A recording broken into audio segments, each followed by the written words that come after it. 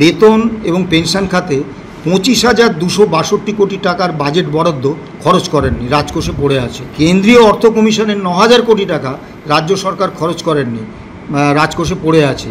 দুটো মিলে হলো 34,262 কোটি টাকা, যে টাকায় 44% ডিএ দেওয়া যায়।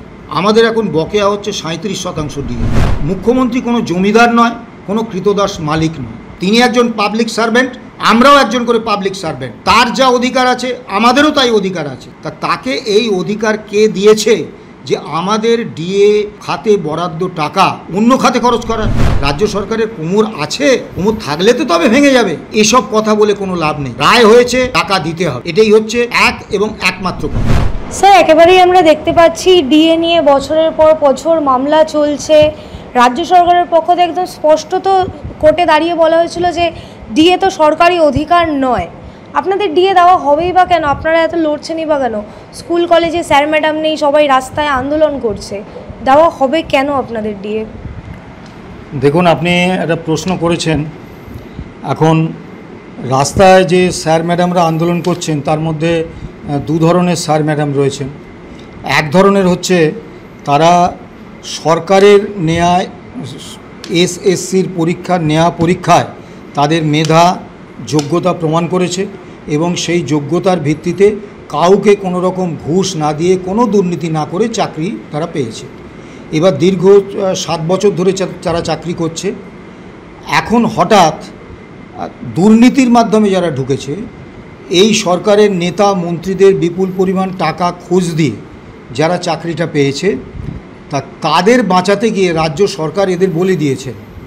এবং কলকাতা হাইকোর্ট বা স্যাট, এই সুপ্রিম কোর্ট বারবার বলেছে যে সরকারকে বলেছে যে আপনারা কারা দুর্নীতির মাধ্যমে চাকরি পেয়েছে আর কারা মেধার ভিত্তিতে চাকরি পেয়েছে এই দুটো তালিকা আলাদা করে দিন, না হলে পুরো প্যানেল বাতিল করে দেব। কিন্তু রাজ্য সরকার কর্ণপাত করেননি, যার ফলে পুরো প্যানেল বাতিল হয়ে গেছে এবং অযোগ্যদের সঙ্গে সঙ্গে এই যে যোগ্য শিক্ষাকর্মী যারা মেধার ভিত্তিতে চাকরি পেয়েছেন তাদের চাকরিটাও চলে গেছে। এখন এটা তো 7 বছর পরে যদি একজনের চাকরি চলে যায়, তার তো জীবনটা কার্যত অন্ধকার হয়ে যায়। এবং সুপ্রিম কোর্ট বলেছেন এদের আবার নতুন করে নিয়োগ পরীক্ষা দিয়ে আসতে হবে। এখন এরা চাকরির পরীক্ষা যখন দিয়েছিলেন আজ থেকে 10-12 বছর আগে, তারপর এত বছর তারা চাকরি করেছে, তাদের বয়স বেড়েছে, স্বাভাবিকভাবে তাদের যে মেধা, প্রত্যুৎপন্নমতিত্ব এবং তাদের যে কর্মক্ষমতা এবং সবথেকে বড় কথা এই যে প্রতিযোগিতামূলক বিভিন্ন পরীক্ষা, সেই সব পরীক্ষায় বসে সাফল্য অর্জন করার জন্য যে পড়াশোনা, তা থেকে তারা বহু দূরে। এখন নতুন বিভিন্ন ক্যান্ডিডেটের মধ্যে এই 22 লাখ, 23 লাখ, 24 লাখ বা 30 লাখ কর্মপ্রার্থীর মধ্যে তাদেরকে আবার নতুন করে নির্বাচিত হয়ে আসা কার্যত অসম্ভব। এবং মাননীয় বিচারপতিদের যদি বলা হয় যে আপনারা আবার প্রতিযোগিতামূলক পরীক্ষা দিয়ে এসে বিচারপতির চেয়ারটায় বসুন, তারা বসতে পারবেন না। অর্থাৎ তাদের প্রতি কিন্তু অত্যন্ত অন্যায় হয়েছে। এবং কেন হয়েছে? যে এই রাজ্য সরকারটা একেবারে 100% দুর্নীতিগ্রস্ত। তারা সর্বক্ষেত্রে নিয়োগে দুর্নীতি করেছে এবং তার ফল ভোগ করছে এই সমস্ত নিরপরাধ ছেলেমেয়েরা। এবার দ্বিতীয় যে বিষয়টা, আমি বহু ফোন পাচ্ছি, তা বহু লোক বলছে আপনারা ডিএ কেন চাইছেন? সরকারি অফিসে গেলে কাজ পায় না, লোক থাকে না, ঘুষ চায়, তা আপনারা কেন ডিএ পাবেন? সত্যি কথা, আমি প্রথম শিক্ষাক্ষেত্রের ব্যাপারটায় আসি। শিক্ষাক্ষেত্রে উচ্চ মাধ্যমিক স্তর পর্যন্ত 3,98,150টি পদ শূন্য শিক্ষকর্মীদের। এবার উচ্চ মাধ্যমিক স্তরের পরে অন্ততপক্ষে অনুমোদিত পদে 60% পদ শূন্য। তাহলে তো মাস্টারমশাই নেই।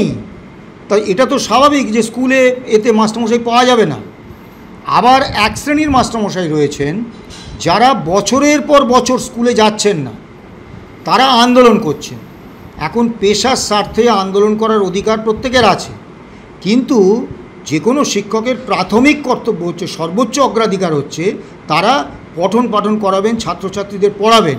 এখন সেইটা ছেড়ে যদি বছরের পর বছর তারা ওই আন্দোলন করতে থাকেন আর তার যে মূল কাজ শিক্ষকতাটা না করেন, ছাত্রছাত্রীরা ক্ষতিগ্রস্ত হবে। এখন এতে আপনি সংশ্লিষ্ট শিক্ষকদের দায়ী করতেই পারেন অবশ্যই, কিন্তু তার সঙ্গে ভাবুন এই যে শিক্ষকদের যে ছুটিটা মঞ্জুর করছে, এই যে বছরের পর বছর তারা আন্দোলন করার নামে স্কুলে যাচ্ছেন না, কিন্তু ছুটিটা মঞ্জুর করছে তো সরকার, ডিআই অফিস করছে, এবং সেখানে তো সেই ব্যক্তি শিক্ষক তো তার ছুটি মঞ্জুর করছেন না। এরকম আন্দোলনজীবী শিক্ষক এক অংশ আছেন, যার ফলে আপনি শিক্ষক পাচ্ছেন না। তা এই শূন্য পদগুলোকে, এই বিপুল পরিমাণ শূন্য পদে যদি নিয়োগ না হয়, তাহলে আপনি শিক্ষক পাবেন কি করে? এর মধ্যে গত 10 বছরে 7,018টা স্কুল বন্ধ হয়ে গেছে। সাম্প্রতিক সরকার সিদ্ধান্ত নিয়েছেন 8,207টা স্কুল বন্ধ হয়ে যাচ্ছে। মাননীয় মুখ্যমন্ত্রী নিজেকে খুব মুসলিম মসিয়া বলে প্রমাণ করতে ভালোবাসেন। তা রাজ্যের 614টি মাদ্রাসায় 10,000 শিক্ষক পদ শূন্য, মানে পদের 40% পদ শূন্য। তো স্বাভাবিকভাবে শিক্ষাঙ্গনে যারা যেসব ছাত্রছাত্রী যাচ্ছে, সরকারি স্কুলে তো গরিব, নিম্নবিত্ত, মধ্যবিত্ত এই মানুষরা পড়েন, তাদের ছেলে মেয়েদের কিন্তু পড়াশোনার চরম সর্বনাশ হচ্ছে। তাই এর জন্য দায়টা আপনি কাকে দেবেন? এই যে শূন্য পদের দায় তো সরকারের। তো সরকার পরিকল্পিতভাবে সরকারি শিক্ষা ব্যবস্থাটাকে তুলে দিচ্ছে, এর জন্য আমরা ডিএ চাইব না। দ্বিতীয় যে বিষয়টা আপনি বলছেন সরকারি দপ্তরে, আমি আপনাকে বলি এখন সবথেকে সমালোচিত দপ্তর হচ্ছে পুলিশ দপ্তর। পুলিশ দপ্তরে রাজ্য পুলিশে 53,000 পদ ফাঁকা, মোট অনুমোদিত পদের 56%, এবং কলকাতা পুলিশে 10,380টা পদ ফাঁকা, মোট অনুমোদিত পদের 40%। এনসিআরবি একটা হিসেব দিয়েছে যে প্রতি 1 লক্ষ জনসংখ্যায় পুলিশকর্মী থাকতে হবে অন্ততপক্ষে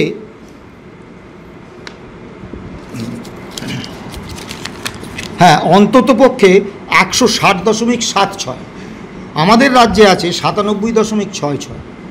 অর্থাৎ কোনোভাবেই এই পুলিশকর্মী দিয়ে আইন শৃঙ্খলার সমস্যা বা রাজ্যের সমস্ত সমস্যা মোকাবিলা করা যাবে না। দ্বিতীয় যে বিষয়টা, রাজ্য সরকারি কর্মচারী এখন শূন্য পদ হচ্ছে 2,64,534। 1980 সালে প্রতি 1 লক্ষ জনসংখ্যায় সরকারি কর্মচারী ছিলেন 674 জন। এখন সেটা নেমে এসেছে প্রতি 1 লক্ষ জনসংখ্যায় 219 জন। স্বাভাবিকভাবে 1 লক্ষ মানুষকে 219 জন সরকারি কর্মচারী যে পরিষেবা দেবেন, 676 জন কর্মচারী তার থেকে অনেক বেশি পরিষেবা দিতে পারতেন। ফলে একদিকে যেমন নতুন নিয়োগ হচ্ছে না, আমাদের জনসংখ্যার খুব আতঙ্কজনক বিষয় 65% বয়স হচ্ছে 34 বছরের নিচে, যারা চাকরির বাজারে চাকরি পাওয়ার জন্য হন্যে হয়ে ঘুরছে, আর সরকার নিয়োগ করছেন না। স্বাভাবিকভাবে সরকারি দপ্তরে কাজের লোকের অভাব হবে। দ্বিতীয় বিষয়টা হচ্ছে ঘুষ। হ্যাঁ, এটা বাস্তব সত্যি কথা, এক শ্রেণীর কর্মচারী ঘুষ নিচ্ছেন, তাদেরকে আমরা নিন্দা জানাই, তাদেরকে আমরা ঘৃণা প্রকাশ করি তাদের বিরুদ্ধে, এবং তাদের বিরুদ্ধে আমরা আমাদের সংগঠন confederation of state government employees সহ প্রত্যেকটি সরকার বিরোধী সংগঠন তাদের বিরুদ্ধে সোচ্চার। কিন্তু আপনাকে একটা জিনিস মনে রাখতে হবে, সরকারি কর্মচারীরা দুর্নীতি করলে সেগুলো ধরার একদম নির্দিষ্ট প্রক্রিয়া আছে শাস্তি দেওয়ার। এই চিফ মিনিস্টার সেক্রেটারিয়েটে, এখন যেটা চিফ মিনিস্টার্স অফিস, সেখানে মুখ্যমন্ত্রী স্নেহধন্য একজন করণিক ছিলেন। তিনি মুখ্যমন্ত্রী স্নেহধন্য এই পরিচয়ে কর্মচারীদের উপর প্রশাসনিক এবং পুলিশের সহায়তায় নির্মম একটা সন্ত্রাসের আবহ নামিয়ে এনেছিলেন। তা সেই করণিকও কিন্তু দুর্নীতির অভিযোগে সিএমও থেকে বিতাড়িত হয়েছেন, সাসপেন্ড হয়েছেন, জেলে গেছেন। তার বিরুদ্ধে এখন বিভাগীয় তদন্ত এবং পুলিশি তদন্ত চলছে। মুখ্যমন্ত্রীর এই দপ্তর স্বরাষ্ট্র দপ্তরে অতি সম্প্রতি 2 জনের চাকরি গেছে দুর্নীতির অভিযোগে। কাজেই দুর্নীতির অভিযোগে চাকরি যাচ্ছে, তার এই ব্যবস্থাটা আছে এবং এটা বেশ শক্তপোক্ত ব্যবস্থা, কিন্তু সরকার এই ব্যবস্থাটা নিচ্ছে না। কেন? সরকার চাইছে যে কর্মচারীদের কাছে সাধারণ মানুষ এলে তারা এই চরিত্রটা সরকারি কর্মচারীদের দেখুন। এবার আমরা তার মোকাবিলা করতে পারছি না। কেন?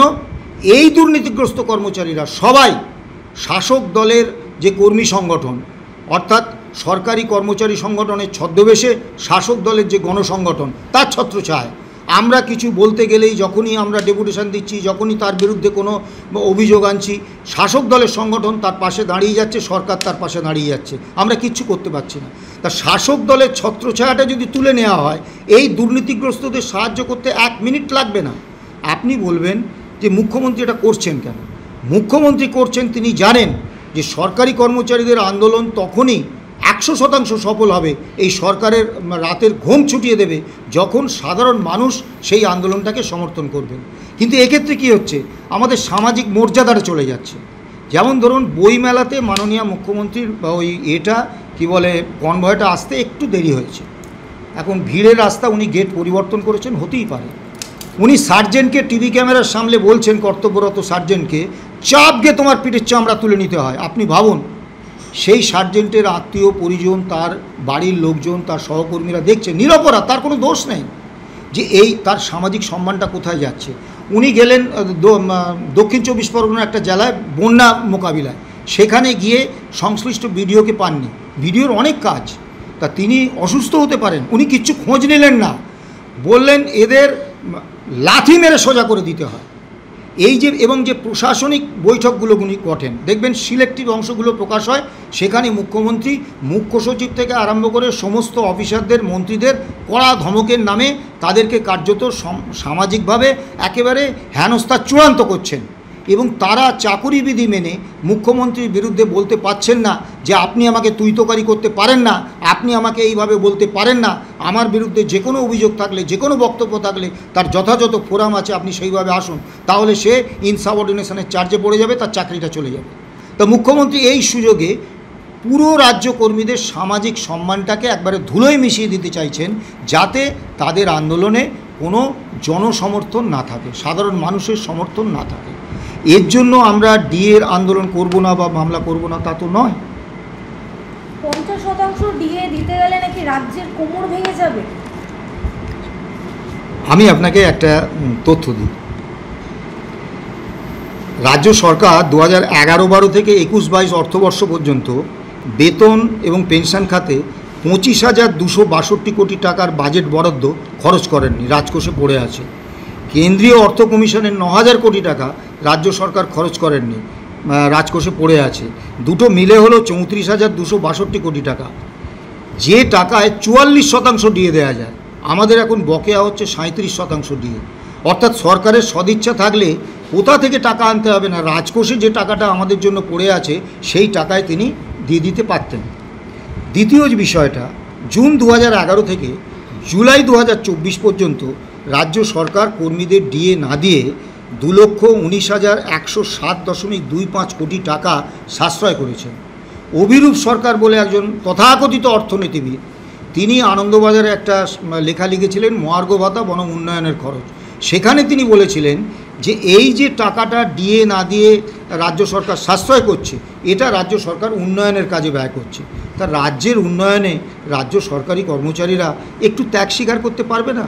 অথচ ওই অভিযোগ সরকার কিন্তু কেন্দ্রীয় একটি শিক্ষা প্রতিষ্ঠানের অধ্যাপক হিসেবে কেন্দ্রীয় হারে ডিএটা যথারীতি নিয়ে নিচ্ছেন। তার একবারও মনে হয়নি যে ঠিক আছে, বৃহত্তর স্বার্থে, রাজ্যের উন্নয়নের স্বার্থে আমি আমার এই ডিএর টাকাটা মুখ্যমন্ত্রীর ত্রাণ তহবিলে দিয়ে দিই। এখানে আমাদের দুটো প্রশ্ন। 1 নম্বর হচ্ছে, আমরা মুখ্যমন্ত্রী কোনো জমিদার নয়, কোনো কৃতদাস মালিক নয়। গণতান্ত্রিক রাষ্ট্রে একটা নির্বাচিত সরকার, তার মুখ্যমন্ত্রী, তিনি একজন পাবলিক সার্ভেন্ট, আমরাও একজন করে পাবলিক সার্ভেন্ট। তার যা অধিকার আছে আমাদেরও তাই অধিকার আছে।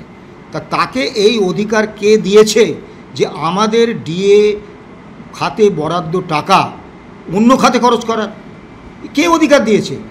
দ্বিতীয় বিষয়, রাজ্যের এই সমস্ত উন্নয়ন যদি রাজ্য সরকারি কর্মীদের ডিএর টাকায় হয়, তাহলে ওই অমুকশ্রী, তমুকশ্রী, মদশ্রী, জুয়াশ্রী ইত্যাদি হরেক রকমের যে শ্রী, তা কাটমানিশ্রী, এইসব যে প্রকল্প, সেই প্রকল্পের কৃতিত্বটা উনি নেন কেন? উনি কেন বলেন না যে এই টাকাটা রাজ্য সরকারি কর্মচারীদের ডিএর টাকা, তার টাকায় আমরা উন্নয়ন করছি, এই উন্নয়নের সমস্ত কৃতিত্ব রাজ্য সরকারি কর্মচারীদের? ডিএ দিতেই আমরা তো 5ম বেতন কমিশনের ভিত্তিতে মামলা করেছিলাম রোপা 2009-এ, এবং সুপ্রিম কোর্টে রাজ্য সরকার যে হিসেব দিয়েছিলেন তাতে বলেছিলেন 41,750 কোটি টাকা খরচা হবে কলকাতা হাইকোর্টের রায় কার্যকর করতে গেলে। আমি আপনাকে একটা ছোট উদাহরণ দিই। সিএজি রিপোর্ট দেখবেন, সেখানে বলা হয়েছে 2016-17 থেকে 2020-21 পর্যন্ত রাজ্যের বিভিন্ন এনজিওগুলোকে, নন গভর্নমেন্ট অর্গানাইজেশন, তাদের রাজ্য সরকার 1,06,817 কোটি টাকার অনুদান দিয়েছেন, এবং অন্যান্য সংস্থা নামে চিহ্নিত করে আরও কিছু এনজিওকে 10,851 কোটি টাকা দিয়েছেন। অর্থাৎ মোট 1,17,676 কোটি টাকা। আমাদের জন্য কত লাগবে বলেছেন? 41,750 কোটি টাকা। এই যে 1,17,676 কোটি টাকার অনুদান দিয়েছেন, এই টাকাটা পুরো শাসক দলের নেতা মন্ত্রীদের পকেটে গেছে। আপনি বলবেন কেন গেছে? এনজিওগুলো হচ্ছে বেশিরভাগ যখন যে সরকার থাকে সেই সরকারের শাসক দলের যারা নেতা মন্ত্রী তারা পরিচালনা করে। এবং মজার ব্যাপার হচ্ছে এনজিওকে টাকা দিলে সেই টাকার কোনো সিএজি অডিট হয় না, সেই টাকার রাজ্য সরকার কোনো অডিট করতে পারে না। এমনকি রাজ্য সরকারের এই কথা জিজ্ঞেস করার অধিকার নেই যে সেই টাকাটা তারা কোথায় খরচ করেছে। এই 1,17,676 কোটি টাকা রাজ্য সরকার শুধু শাসক দলের নেতা মন্ত্রীদের পকেটে ভরে দিয়েছেন।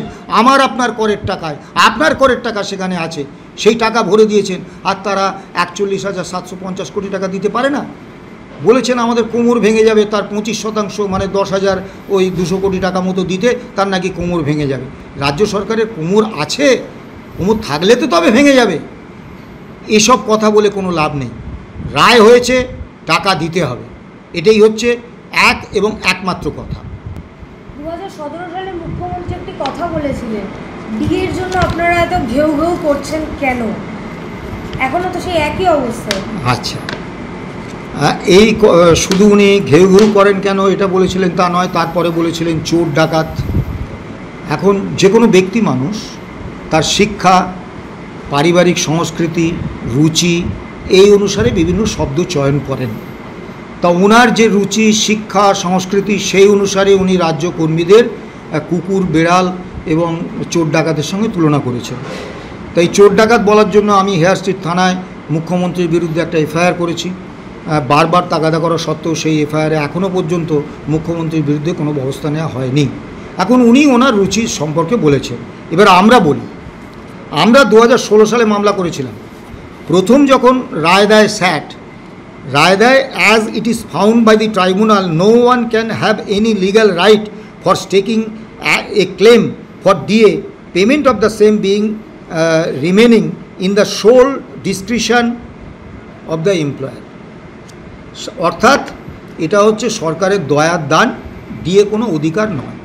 তার বিরুদ্ধে আমরা কলকাতা হাইকোর্টে চ্যালেঞ্জ মামলা করি 2017 সালে, মার্চের 2017 সালে। এখন এই সময়টা আমরা কার্যত ভিলেন হয়ে গিয়েছিলাম। বিভিন্ন কর্মচারী সংগঠনের নেতৃত্ব, কর্মচারীরা সামগ্রিকভাবে আমাদের বলছিলেন আপনারা যাও, বছরে একটা ডিএ ছুঁড়ে দিচ্ছিল রাজ্য সরকার, আপনারা মামলা করে সেটাও আমাদের হারিয়ে দিলেন। এখন যে স্যাট যেহেতু বলে দিল যে ডিএ অধিকার নয়, আর তো আমরা পাবো না। এবং আমরা এই ইউনিয়ন অফিসের চৌহদ্দির মধ্যে আমরা নিজেদেরকে সীমাবদ্ধ করেছিলাম, রাস্তায় ঘাটে বেরোতে পারতাম না। অফিসে গেলেও এত কটূক্তি শুনতে হতো যে মাঝে মাঝে মনে হতো আর অফিস করব না। তা আমরা কিন্তু দাঁতে দাঁত চেপে লড়াই করেছি এবং 2017 সালের পর থেকে ছটা রায় আমরা পেয়েছি। যে 6টা রায়ের মধ্যে গুরুত্বপূর্ণ রায় হচ্ছে 31শে আগস্ট 2018, যেখানে কলকাতা হাইকোর্ট বলেছেন DA is a legally enforceable right of the employees. এবং এটা হচ্ছে দাম্ভিক, ফ্যাসিস্ট কর্মচারীদের যিনি কুকুর বেড়ালের সঙ্গে তুলনা করেন সেই মুখ্যমন্ত্রীর গালে প্রথম থাপ্পড় আমরা কষাতে পেরেছি। দ্বিতীয় থাপ্পড় 2022 সালের 20শে মে কলকাতা হাইকোর্ট আরও এগিয়ে রায় দিল DA is a legally enforceable fundamental right of the employees. 2 নম্বর থাপ্পড়টা আমরা মুখ্যমন্ত্রীর গালে কষাতে পেরেছি। 3 নম্বর থাপ্পড়টা দিয়েছেন সুপ্রিম কোর্ট গত 16ই মে। সেখানে তার রায়ে অত্যন্ত স্পষ্টভাবে এই বলেছেন, আমি রায়টাই উল্লেখ করছি তাহলে কর্মীদের বুঝতে, দর্শকদের সুবিধে হবে। রায়ের 1 নম্বর পয়েন্টে বলা হয়েছে we are of the considered view that the petitioner state of West Bengal should release at least 25% of the amount due and payable to all the employees in terms of the impugned judgment dated 20/05/2022 passed by the High Court at Calcutta and WBST number 102/2020 titled Confederation of State Government Employees and Others versus State of West Bengal and Others, and ordered that 22/9/2022, এটা হচ্ছে স্যাটের রায়। এই দুটো রায়কে উদ্ধৃত করে যা বলেছেন, within a period of 6 months from today, অর্থাৎ রায় দেওয়ার দিন থেকে 6 সপ্তাহের মধ্যে, 6 উইকস 6 সপ্তাহের মধ্যে বকেয়া ডিএর 25% দিয়ে দিতে হবে। দ্বিতীয় যে 2 নম্বরে বলেছে, we find that tribunal and the Kolkata high court to have adjudicated the right of the employees to receive DA pursuant to the 5th Pay Commission. The paucity of funds is ground which stands negated both by the tribunal and High Court. Whether or not the right to receive DA is a fundamental right is an issue. Amongst others, this court is called upon to consider. We shall do it. However, pending such consideration, we are of the considered view that employees need not be kept waiting endlessly to receive the money in question. অত্যন্ত গুরুত্বপূর্ণ রায়, যেখানে একদম সুনির্দিষ্টভাবে 2022 সালের 20 মের রায় এবং স্যাটের 22/9/2022 রায়কে coat করে এই অর্ডারটা দেওয়া হয়েছে। আরও বিষয় পরিষ্কার রায়ে উল্লেখ করা হয়েছে, সুপ্রিম কোর্টের বিচার্য বিষয় একমাত্র যে এটা ফান্ডামেন্টাল রাইট কিনা সেটা দেখা, অর্থাৎ DA is a legally enforceable right of the employees, এটা কিন্তু সুপ্রিম কোর্টে মান্যতা পেয়ে গেছে। এই রায়ের কোনো পরিবর্তন হচ্ছে না। খুব বেশি হলে আগামী 4 আগস্ট যেটা হতে পারে, এই এনফোর্সেবল রাইটটা নিয়ে হয়তো আমাদের কম্প্রোমাইজ করলে হতে পারে। কিন্তু মজার বিষয় হচ্ছে এই দুটো রায়েই সুপ্রিম কোর্ট কলকাতা হাইকোর্টের 2022 সালের 20 মের রায় এবং স্যাটের 22/9/2022 রায়টাকে মেনে নিয়েছেন, যে রায়ে হাইকোর্ট এবং স্যাট বলেছিলেন যে all India consumer price index মেনে কর্মচারীদের ডিএ দিতে হবে। অর্থাৎ বকেয়াটা শুধু জুলাই 2009 থেকে জানুয়ারি 2019 পর্যন্ত নয়, এটা তো একদম নির্দিষ্ট যেটা আমরা চেয়েছিলাম। তার সঙ্গে বাড়তি যোগ হচ্ছে যে যেহেতু মামলাটা 2025-এ এবং 2022 সালের 20 মের রায় উল্লেখ করে দেওয়া হয়েছে, তাই 19 মে 2022 পর্যন্ত সমস্ত বকেয়া দিতে হবে এবং পরবর্তীকালে irrespective of pay commission, irrespective of ROPA, সরকারকে all India consumer price index মেনে ডিএ দিয়ে যেতে হবে, কারণ এটা সুপ্রিম কোর্ট মান্যতা দিয়ে দিল। এটা একটা ঐতিহাসিক জয় এবং এই রায়ের মধ্য দিয়ে সুপ্রিম কোর্ট 3 নম্বর থাপ্পড়টা রাজ্যের মুখ্যমন্ত্রীর গালে মেরেছেন। স্যার একেবারে শেষ প্রশ্ন, আমরা শেষ যে বাজেট পেশ হয়েছিল সেই বাজেটে আমরা দেখেছিলাম যে ডিএর জন্য আরও 4% ডিএ বাড়িয়েছিলেন মুখ্যমন্ত্রী, সেইটা কি কোথাও না কোথাও কি কার্যকর হয়েছে এখনও? হ্যাঁ, 4% ডিএর অর্ডারটা কার্যকর হয়েছে, কিন্তু আমরা যেটা প্রথম থেকে বলে এসেছি, এই মামলাটা কিন্তু আমরা করিনি যে কিছু টাকা আমরা ডিএ বাবদ পাবো। আমরা করেছি যে আগের সরকারের আমলেও ডিএ বঞ্চনা থাকতো, কিন্তু সরকারের অর্থমন্ত্রী আমাদের ডাকতেন, মুখ্যমন্ত্রী ডাকতেন, ডেকে বলতেন দেখুন আপনাদের তো এটা অধিকার, আপনাদের এটা প্রাপ্য, কিন্তু খুব আর্থিক সংকট চলছে, আমি দিতে পারছি না, একটু কনসিডার করুন, আমি অল্প 2-1 মাসের মধ্যেই আমি দেব। অর্থাৎ অধিকারটাকে এই পূর্বতন বামপন্থী সরকার মেনে নিয়েছিলেন এবং পূর্বতন বামপন্থী সরকার 2009-এর রোপাতে এই DA all India consumer price index মেনে ডিএ দেওয়াটা অধিকার হিসেবে প্রতিষ্ঠা দিয়েছিলেন। তারা অধিকারটা মেনে নিয়েছিলেন, অধিকারের প্রশ্নে কোনো রকম আপোষ করেননি। আর এই সরকারটা মাননীয় মুখ্যমন্ত্রী এসেই বললেন এটা তো আমাদের অধিকার নয়, এটা আমাদের দয়ার দান, আমরা কি ওনার জমিদারির প্রজা নাকি, আমরা ওনার কৃতদাস না, আমরা পরীক্ষা দিয়ে মেধার পরিচয় দিয়ে আমরা সরকারি চাকরি পেয়েছি, উনি পাবলিক সার্ভেন্ট, আমরাও public servant, she has no right to say so. সেই দাম্ভিক যে বক্তব্য, তার বিরুদ্ধে অধিকার হিসেবে প্রতিষ্ঠার লড়াই হিসেবে এটা আমরা গ্রহণ করেছিলাম। আজকেই অধিকারটা প্রতিষ্ঠা হয়েছে এবং এতে শুধু যে বোর্ড, কর্পোরেশন, পঞ্চায়েত, পুরসভা, শিক্ষক, শিক্ষাকর্মী বা রাজ্য সরকারি কর্মচারী পশ্চিমবাংলার তারা যে উপকৃত হবেন তা নয়, সারা ভারতবর্ষে সমস্ত কর্মচারী সমাজ উপস্থিত হবেন। কেন হবেন? যে এই রায়টা দেখিয়ে যদি কোনো রাজ্য সরকার, কেন্দ্রীয় সরকার ভবিষ্যতে ডিএ দিতে অস্বীকার করে, এই রায় দেখিয়ে তারা আদালতে আসবেন এবং ডিএর অধিকারটা ছিনিয়ে নিয়ে যাবেন। তবে দুর্ভাগ্যের বিষয় কি জানেন, এই সরকারটা হচ্ছে একটা নির্লজ্জ সরকার। আপনি জানেন, আমি আমার ফোনটা দেখালে আপনাকে দেখাতে পারতাম, অসংখ্য পঞ্চায়েতের ট্যাক্স কালেক্টর ফোন করছেন, তাদের মাসে বেতন হচ্ছে 600 টাকা, 600 টাকা বেতন দিয়ে রাজ্য সরকার তাদেরকে দিয়ে 8 ঘন্টা 10 ঘন্টা 12 ঘন্টা সরকারি কাজ করিয়ে নিচ্ছেন। আপনি ভাবতে পাচ্ছেন? আপনিও বেসরকারি সংস্থায় চাকরি করেন, 600 টাকা মাইনের কথা আপনি ভাবতে পারেন? শুধু তাই নয়, তাদের একটা কমিশন দেওয়া হতো যে যত কর তারা আদায় করবেন তার উপর একটা মিনিমাম পার্সেন্টেজ দেওয়া হতো, তাতে তাদের আরও 300-400 টাকা হতো। তার সম্প্রতি সরকার অনলাইনে কর কালেকশন করছেন, তাদের কোনো কাজ নেই, মানে তাদের এই 600 টাকা মাইনের চাকরিটাও প্রায় যাওয়ার পথে। এতে আছে মিড ডে মিল ওয়ার্কার, তাদের 1666 টাকা মাইনে দেন। বলুন তো কীভাবে চলে? জীবিকা সেবক, তারা গত 8 বছর ধরে কোনো বেতন পাচ্ছেন না, অথচ সরকার তাদের কাজ করিয়ে নিচ্ছে। কাউকে 3000, কাউকে পার্শ্ব শিক্ষক, প্যারা টিচার, অতিথি অধ্যাপক, এইরকম হরেক নামে সরকারি কাজ করিয়ে নিচ্ছেন। যেহেতু বেকার সমস্যা তীব্র, শিক্ষিত যুবক যুবতীরা চাকরি পাচ্ছেন না, তাদের এই কর্মসংস্থানহীনতার সুযোগটাকে কাজে লাগিয়ে তাদেরকে কৃতদাসের মতো চুক্তি শ্রমিক হিসেবে কাজ করাচ্ছেন। তাদের কোনো সামাজিক সুরক্ষা দিচ্ছেন না, শুধুমাত্র একটা লালিপপ ঝুলিয়ে রেখেছেন যে তোমাদের 60 বছর অবধি চাকরি হবে আর পরবর্তীকালে আমি দেখব। তাই 600 টাকা 1666 টাকা বেতন না পাওয়া, বিভিন্ন পুরসভার অস্থায়ী চুক্তিভিত্তিক কর্মীরা বেতন পাচ্ছেন না, অথচ সরকার তার মন্ত্রীদের বেতন 40,000 টাকা, এমএলএদের মন্ত্রীদের বেতন 50,000 টাকা বাড়িয়ে নিলেন।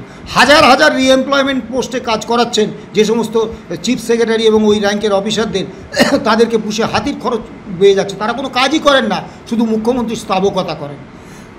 তা এইরকম একটা নির্লজ্জ সরকার, এই যে মহামান্য সুপ্রিম কোর্টের হাত থেকে যে একটা চপেটাঘাত পেলেন এবং তাকে মেলাতে হবে। অনেকে বলছেন যে যদি সরকার না মানে কী হবে, সরকার তো কোর্টের রায় মানে না। আমি আপনাকে দুটো কথা বলি, আমি সরকারকে চ্যালেঞ্জ করছি। 6 সপ্তাহ সময়সীমা দিয়েছে, সরকারের যদি হিম্মত থাকে সরকার 6 সপ্তাহের মধ্যে এই বকেয়া ডিএর টাকা কর্মচারীদের অ্যাকাউন্টে ঢোকাবেন না, পেনশনদের অ্যাকাউন্টে ঢোকাবেন না। তার ফল কী হবে দেখুন। 6 সপ্তাহ ক্রস করে গেলেই আমরা আদালত অবমাননার মামলা আনব, এবং কলকাতা হাইকোর্টে ইতিমধ্যে একটা আদালত অবমাননার মামলা ঝুলছে। সেখানে 30শে নভেম্বর 2022 মামলার শুনানি হওয়ার কথা ছিল, এবং তাতে চিফ সেক্রেটারি এবং ফিনান্স সেক্রেটারির বিরুদ্ধে রুল জারি হয়ে যেত। সরকার সুপ্রিম কোর্টে গিয়ে মাননীয় বিচারপতিদের, আমাদের প্রথম মামলার ডেট পড়েছিল 5ই ডিসেম্বর 2022, সুপ্রিম কোর্টে গিয়ে একবারে বিচারপতিদের পায়ে পড়ে গিয়েছিলেন, হুজুর ওখানে রুল জারি হয়ে যাবে, হ্যাঁ ডেটটা আগিয়ে আনুন 28শে নভেম্বর। সেই জন্য 28শে নভেম্বর 2022 প্রথম শুনানিটা হয়েছিল সুপ্রিম কোর্টে। আমি আপনাকে কয়েকটা উদাহরণ দিই। 2003 সাল সুপ্রিম কোর্টে বিহারের সরকার সুপ্রিম কোর্টের একটা আদেশ মানলেন না, আদালত অবমাননার মামলা হলো। সুপ্রিম কোর্ট সরাসরি বিহারের চিফ সেক্রেটারিকে জেলে পাঠিয়ে দিলেন, 10,000 টাকার বন্ডে ক্ষমা চেয়ে, এবং পুরো সুপ্রিম কোর্টের ওই আদেশ কার্যকর করে চিফ সেক্রেটারি ছাড়া পেলেন। 2021 তেলেঙ্গানা হাইকোর্ট একটা রায় সরকার মানেনি, তেলেঙ্গানা সরকার 6 জন শীর্ষ আইএএস অফিসারকে জেলে পাঠিয়ে দিলেন, এবং তারা ক্ষমা চেয়ে এবং ওই আদেশ রূপায়ণের অর্ডার নিয়ে গিয়ে দিয়ে তবে জেল থেকে ছাড়া পেয়েছিলেন। আগস্ট 2023 মাদ্রাজ হাইকোর্ট ওই রকম একটা রায় মাদ্রাজ সরকার মানেনি, অ্যাডিশনাল চিফ সেক্রেটারি এবং 2 জন সিনিয়র অফিসার আইএএস অফিসার তাদেরকে জেলে পাঠিয়ে দিয়েছিলেন। তারপর সেই আদেশ রূপায়ণ করে তারপর তারা ছাড়ে পান। এই পশ্চিমবাংলায় জ্যোতি বসু তখন মুখ্যমন্ত্রী, জুডিশিয়াল সার্ভিসের কিছু প্রাপ্য হয়েছিল, সুপ্রিম কোর্ট রায় দিয়েছিল, সেটা সরকার মানছিল না, বলছিল যে আমাদের এখন আর্থিক সংকট, কিছুদিন পরে দেবো। তা আদালত অবমাননার মামলা হলো সুপ্রিম কোর্টে।